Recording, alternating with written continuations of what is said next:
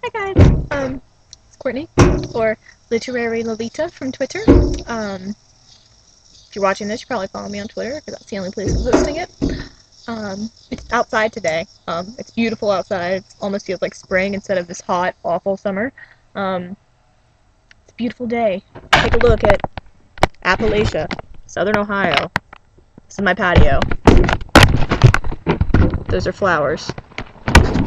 Those are more flowers. Okay, enough about the flowers. I know a lot of people like to write reviews on Degrassi. I'm going to start making video logs on each episode because I'd rather talk. I like to write, but I'd rather talk.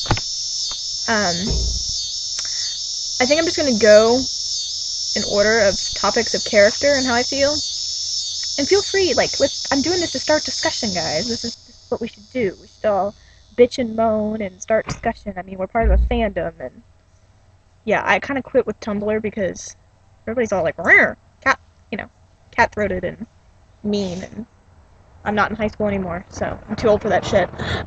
In fact, I'm 22. I may not look it, but, I'm old. Let's see. Anya, I'm gonna start with Anya.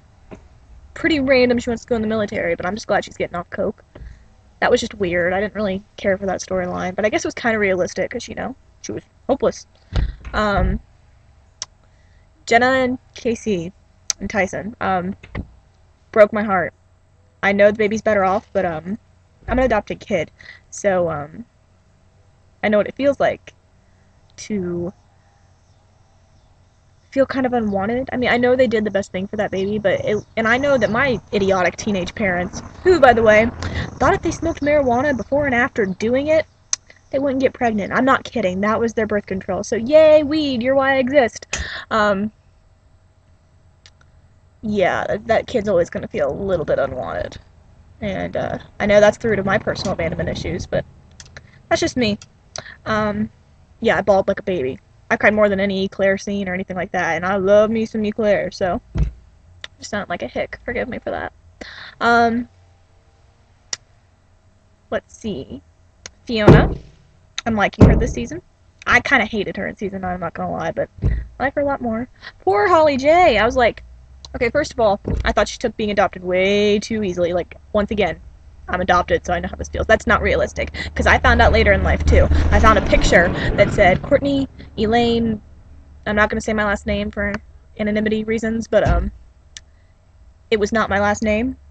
So, I was like, okay. And then I found out, and it was big, long, white trash family story, so, that's how I find out. And also, by looking at baby pictures, it was just hitting me really close to home with this whole Holly J thing, and I'm glad she met her birth mom.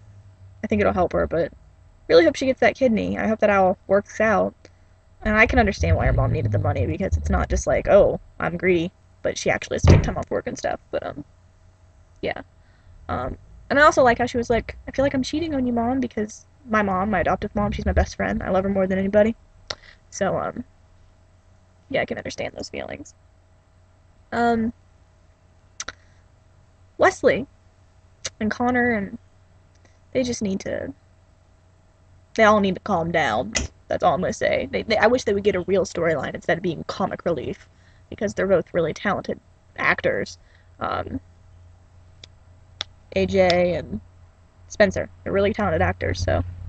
Katie, I like her, but I don't really care about her and Drew, because I don't care about Drew. I don't care who Drew dates.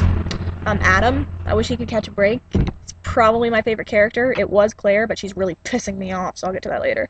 I think Adam's adorable. He's funny. He's the true comic relief on the show.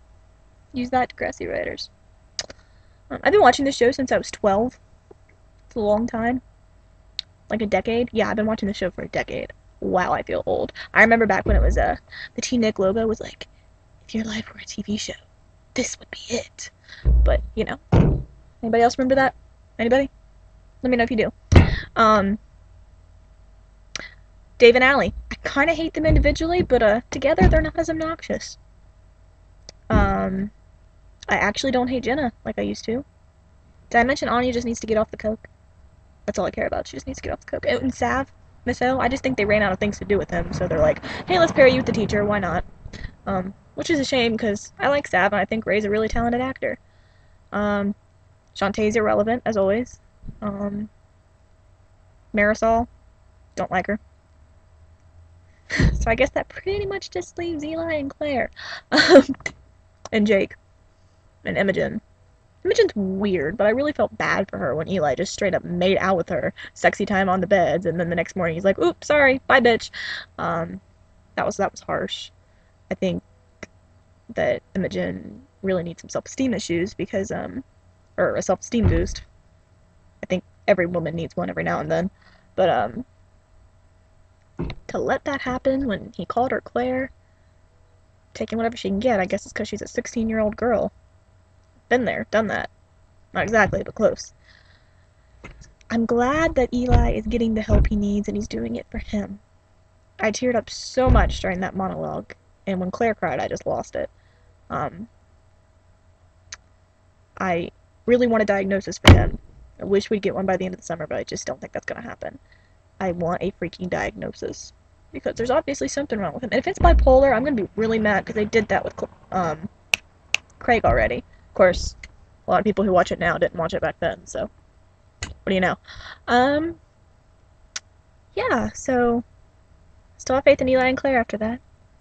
I by no means think that they should be together right now, but Claire really made me mad when, she and Eli were doing that interview, and she just shows up like, "Oh, hi, here's my boyfriend, I'm gonna rub it in your face. Fuck you."